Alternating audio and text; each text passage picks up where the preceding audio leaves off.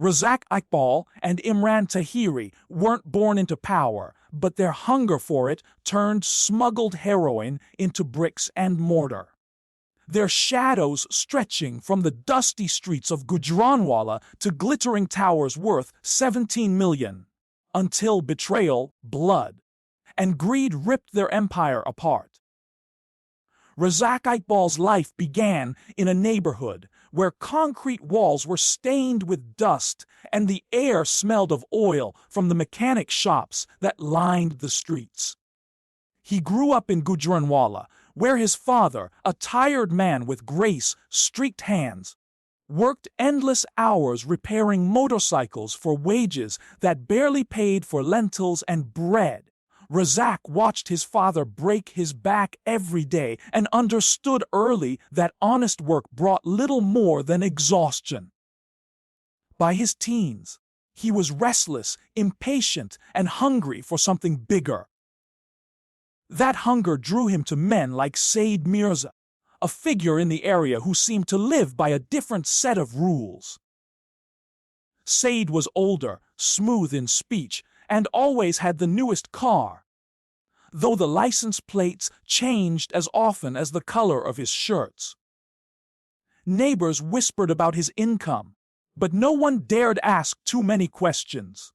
At first, Razaq only lingered on the edges of Said's world. He'd watch from the curb as men in pressed clothes carried boxes into warehouses at night, or as Said casually handed bundles of cash to people who didn't look like bankers. The mystery was intoxicating. Then one evening, Said called Razaq over and offered him a simple task: escort a shipment from Gujranwala to Karachi. The job came with a payment that dwarfed what Razaq's father made in 2 months. That trip was his first taste of the underworld. The cargo he guarded was innocent, looking crates of dried apricots and figs. But buried beneath layers of fruit were packets of heroin, each wrapped so tightly that not even the smell betrayed their presence. The delivery was smooth, and when Razaq returned with his pocket full of cash, he felt as if he had stepped into a new life. What shocked him most wasn't the crime. It was how easy it felt. He began to travel more, each trip taking him deeper into a network that spanned borders and ports. In Karachi's humid docks, he learned which officers could be paid to look away and which routes were safest for smuggling. The operations were efficient, almost mechanical. He saw money flow in amounts he couldn't have imagined, and with every shipment, his role grew. No longer just a courier, he started making decisions: who to trust, where to send the cash, how to hide the trails. It wasn't long before Razaq brought his cousin, Imran Tahiri, into the fold. Imran was everything Razaq wasn't: quiet, careful, and meticulous. Where Razaq thrived on risk, Imran thrived on order. He had a mind for numbers, a talent for structuring deals, so the money didn't just pile up in bags under beds. Together, they became more than traffickers, they became architects of something bigger. The money poured in faster than they could spend it, and with that came a problem that few in their position faced: too much cash with nowhere safe to keep it. Razaq understood that no matter how many bribes were paid, drug money always attracted attention. That's when Said Mirza whispered the idea that would change everything. Property, he said, was the key. Bricks and mortar didn't just hold wealth. They washed it clean. Razaq took his first step by buying a modest apartment in Lahore. It was a small investment, almost forgettable, but it felt different from every other risk he had taken. The papers had his name. The keys were in his pocket. It was real, tangible, something he could touch. That one apartment turned into 3, then 5. then an entire row of houses bought under quiet deals and borrowed names. What began as a smuggler's hustle was morphing into something bigger, more dangerous. The seed of an empire had been planted, and it was already beginning to grow roots too deep to easily tear out. The growth of Razaq Iqbal's operation moved with a speed that surprised even him. What started as a few quiet property purchases soon evolved into a deliberate plan to turn illicit money into untouchable wealth. He knew he couldn't manage every part of the business alone, so he surrounded himself with men who could smooth over the rough edges of their ambition. The most important of these was Kamran Zia, a fixer with a talent for making problems disappear. Kamran knew the right people in land offices, men who would stamp papers without asking questions, and he understood how to bend rules without breaking them in a way that caused noise. The system they built was elegant in its simplicity.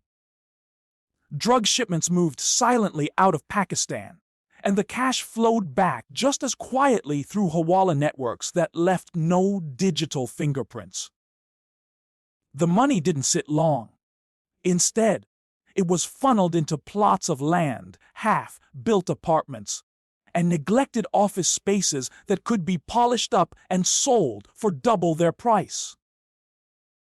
Construction crews were paid in cash, told nothing about the source of the funds, and instructed to finish their work quickly.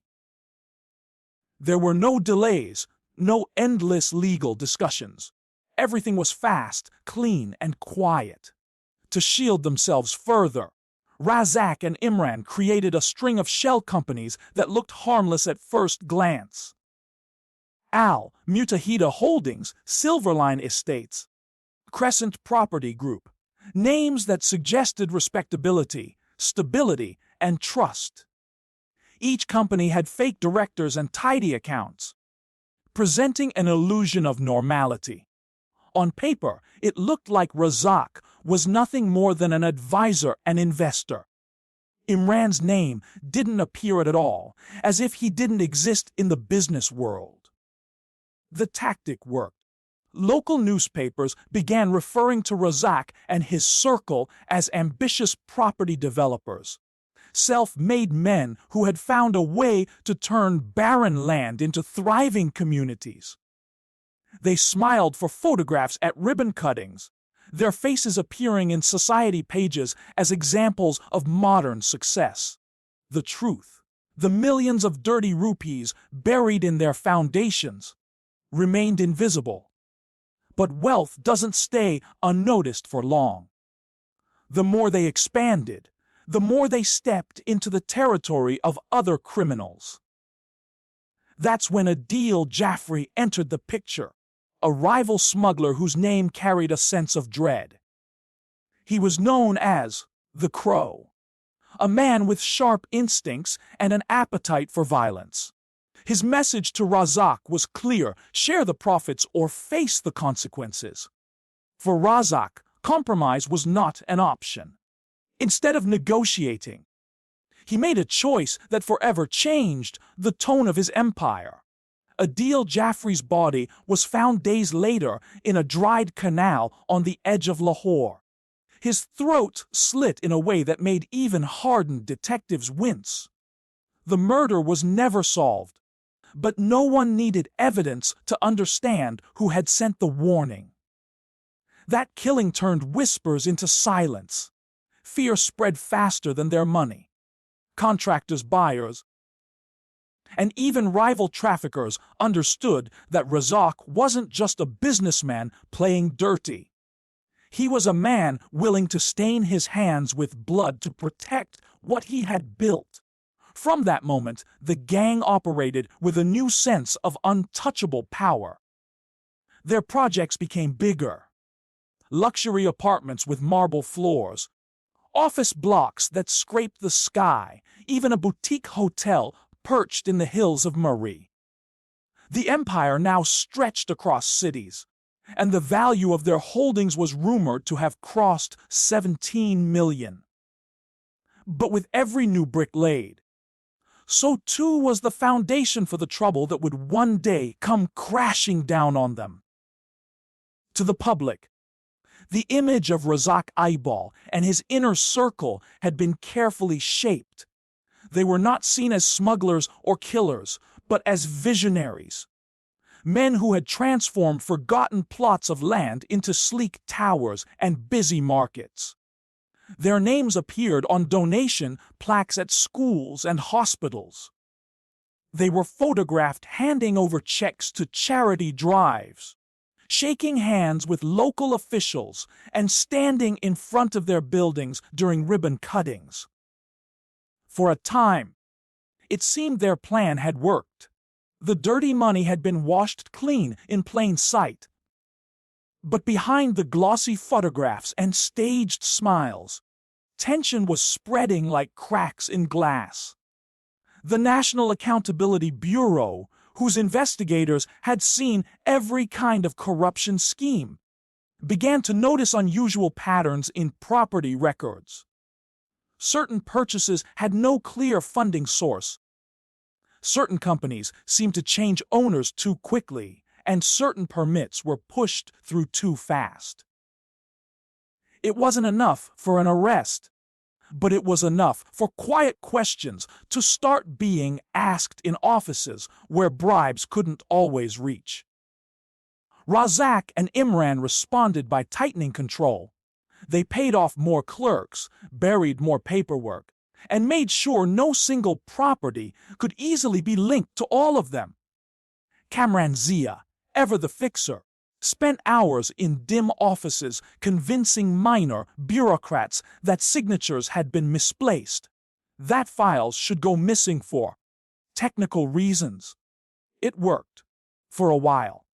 To strengthen their defenses, the gang recruited Zubair Khatak, a retired police officer with a graying mustache and decades of insider knowledge. Officially, he was brought in as a security consultant for their property developments. In reality, he was their mole, passing along whispers from old colleagues warning them if any investigation began to dig too deep. His information kept them one step ahead, and Razaq grew confident that the walls would hold. But the danger wasn't only outside. It was creeping in from within. Kamran's success had gone to his head. The once cautious fixer was suddenly flashing his wealth in ways that couldn't be hidden. He bought a bright red sports car that turned heads wherever it went. He threw parties at private clubs, ordering bottles of imported whiskey that cost more than some men's yearly salaries. Imran noticed the change first and warned Razaq that this recklessness could draw the wrong kind of attention. Razaq brushed off the warning, trusting in their bribes and connections to keep everything quiet. Then the first real blow came. A warehouse in Karachi, which had been marked in their books as storage for construction materials, was raided unexpectedly. Inside, customs officers found heroin packed into wooden crates, the kind of seizure that made headlines across borders. While no direct evidence tied the stash to Razaq's crew, the coincidence was too sharp to ignore. The raid caused panic. For the first time, Razaq sensed that their network wasn't as invisible as he believed. Someone, somewhere, had pointed the authorities toward that warehouse. It wasn't the drugs themselves that unnerved him. It was the fact that their operation had been betrayed. The realization took hold like poison in the bloodstream. Someone close to them, someone inside the empire they had built, was leaking information. Razaq didn't know who yet, but the paranoia that began that day would change everything that followed. The suspicion that someone within his circle had betrayed him consumed Razaq Iqbal like a fever. Sleep became rare, meals forgotten. And every meeting felt like a performance in which he searched for signs of guilt in the eyes of those around him. He trusted almost no one now, not even the men who had built his empire alongside him. Conversations were cut short, calls went unanswered, and his presence carried a sharp, restless edge that unsettled even his most loyal followers. All eyes eventually turned to Kamran Zia. He had been the face of their legitimate dealings, the man who smoothed paperwork and charmed officials. But lately his life had turned into a parade of arrogance. The red sports car, the private club parties, the reckless spending, it all painted a target on his back. When the raids began and whispers of betrayal grew louder, Kamran's lifestyle made him the obvious suspect. One evening, as the sun dipped low over Lahore, Kamran vanished. His Mercedes was later found abandoned by the side of a highway, the driver's door left ajar. No one saw him again, and no one dared to ask too many questions. For a brief time, the gang's tension eased. With Kamran gone, Razaq convinced himself that the leak had been sealed. Business slowed but continued, properties were still bought, cash still laundered. The construction crews returned to work, and the shell companies kept the illusion alive. But beneath that temporary calm, something darker waited.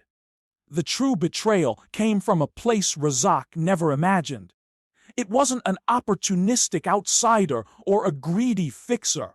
It was his cousin, Imran Tahiri, the quiet man who had been there from the start. Imran had kept the accounts balanced, structured the companies, and whispered caution when Razaq became too bold.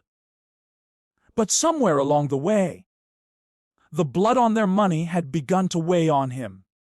The killings, the threats, the endless cycle of corruption. It became too much. Out of fear for his own future, Imran had made contact with an international task force.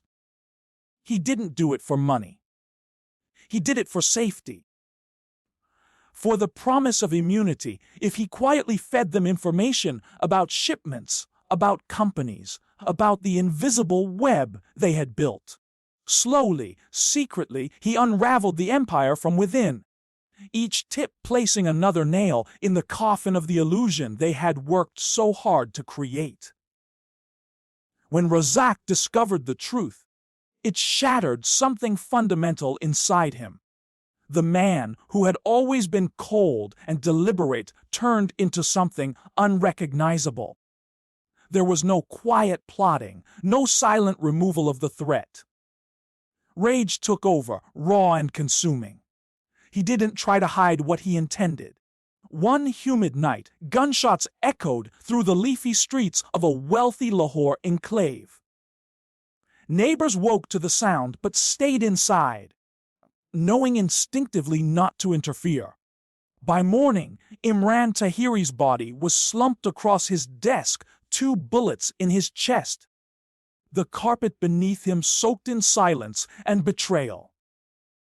That act changed everything. It wasn't just another calculated killing.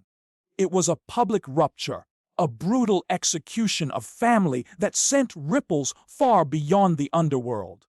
The bribes that once kept officials quiet no longer worked. Investigators who had been willing to look away suddenly faced pressure from above. Files that used to go missing were now demanded back. With Imran's blood on the floor, the fragile shield that had protected Razaq's empire cracked wide open. And this time, no amount of fear or money could seal it again. The fall of Razaq Iqbal did not happen in one sudden blow, but in a series of relentless strikes that chipped away at everything he had built. After Imran's murder, the air around his empire changed. It no longer felt like a well-oiled machine, but a fragile structure on the verge of collapse. The killing of his own cousin had shaken the few loyal men who remained, and whispers began to spread that Razaq was losing control. Those who once feared him started to wonder if aligning with him would only lead them to prison, or worse.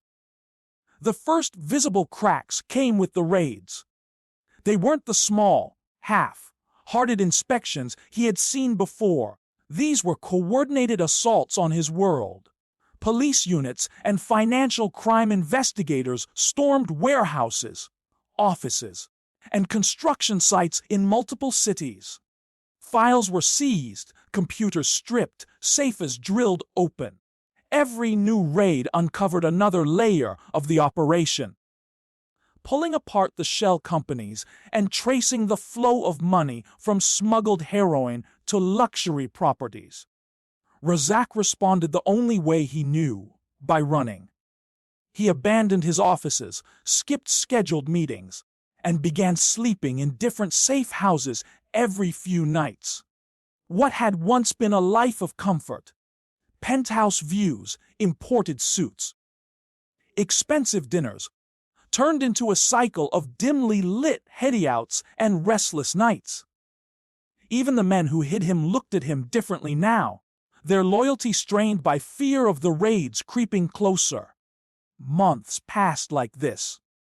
Every day, another piece of his empire was taken. The boutique hotel in Murray was seized by authorities and later auctioned to pay off debts.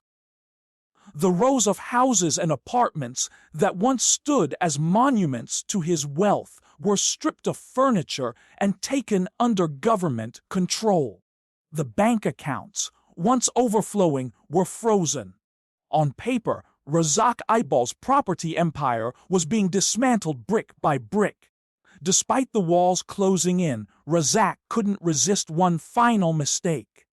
Out of pride, or perhaps desperation, he visited one of his own luxury apartments in Islamabad, a sleek penthouse that had been one of his proudest acquisitions. Maybe he wanted to see what he had built one last time, or maybe he believed he could still move freely. What he didn't know was that investigators had been watching the property, waiting for him to come. The arrest was swift.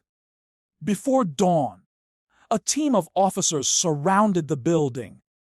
By the time Razaq realized what was happening, it was too late. They stormed the penthouse and dragged him out in handcuffs. The man who had once inspired fear walked past flashing cameras and staring neighbors, his head bowed, his wrists shackled. The image of his arrest became the front page of every major newspaper by morning. Courtrooms replaced boardrooms. The hearings were long and relentless, each one stripping away another layer of his carefully constructed life. Prosecutors read out every crime, every laundering scheme, every murder tied to his empire. Razaq, once a man who controlled every room he entered, barely spoke. He sat in silence, listening as his own story was dismantled in front of him. When the sentence was finally delivered, life imprisonment, there was no shock on his face, no outburst of anger. Only a hollow stillness remained. The empire of the 17 million in properties, the illusion of legitimacy, the fear he had commanded. It was all gone. But in the streets of Gujranwala, his name still carried weight.